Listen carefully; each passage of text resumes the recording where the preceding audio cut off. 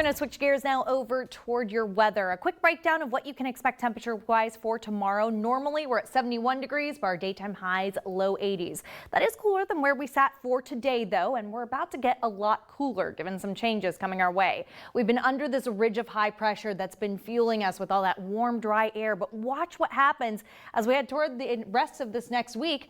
We get a nice big oblong trough in there, and that's going to allow for some cooler and potentially even wetter air to head our direction. Speaking of which, let's go ahead and track out that potential of rain as we look toward Tuesday. This is the first of 2 rounds of rain. You can see by 8 a.m. it starts to knock on our door, out our local mountains, and then it starts to move on in on the valley. This is 2 o'clock looking at your Tuesday. You can see some light showers expected, mostly for the West Valley, and then we start to see this taper off and clear out as we head toward the early evening hours, keeping it pretty cloudy though for the remainder of your Tuesday. Here's a preview of potential rainfall totals. There's some wiggle room for these numbers to change, but as of right now, we keep things pretty much under 1/10 of an inch for any spots in the valley that are likely to see this rain. Unfortunately, East Valley, you're kind of missing out on most of this.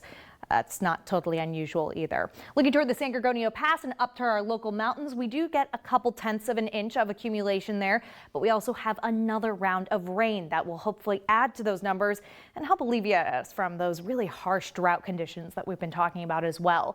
Thursday is another possibility for that rain, and it's even more likely that we'll see some of that rain again, at least for areas in the West Valley and for our local mountains, but we've got some time for that track to change. That rain could last with us until early Friday before clearing out and giving us some drier conditions as we get closer and closer toward the weekend.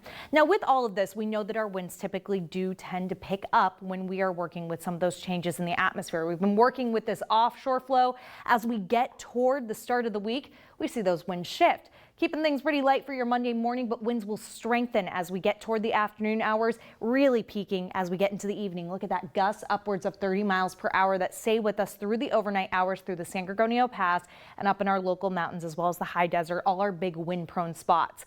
As we get into our Tuesday morning, we still have some of those strong winds through the pass, but lighter winds expected as we look through the rest of the valley. An occasional strong wind, but nothing too significant at that point. Now, as we look toward the remainder of the week, temperatures are continuing to move toward the 60s as we get toward the end of the work week. Again, increasing cloud cover, sunshine though as we get toward Saturday and Sunday, and cooler temperatures, way cooler than this weekend, down into the 60s. We've got Bailey with sports after the break. Stay with us.